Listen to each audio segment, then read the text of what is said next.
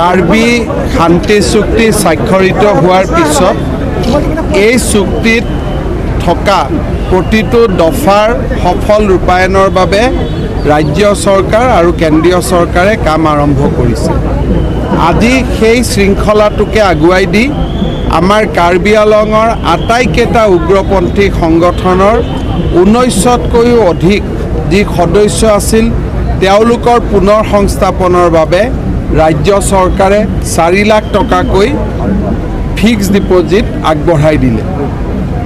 ইতিমধ্যে এই বিদ্ৰোহী সংগঠনৰ সদস্যসকলৰ ওপৰত থকা নন হেনিয়াছ ক্ৰিমিনেল কেছবিলাকো প্ৰত্যাহাৰৰ ব্যৱস্থা কৰা হৈছে।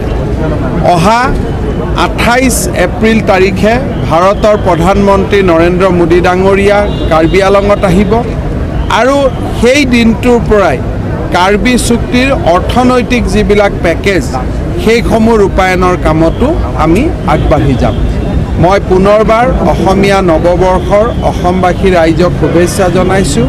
বিশেষকৈ আজি আমাৰ যোৱা 11 মাহত বড়োভূমি কাৰ্বি ভূমিলৈ যি শান্তি কঢ়িয়াই আনিব পৰা হৈছিলে তাৰ বাবে অসম আৰক্ষী, বিদ্ৰোহী সংগঠনসমূহ আৰু চিভিল ছ'চাইটিলৈকে মই মোৰ ধন্যবাদ আৰু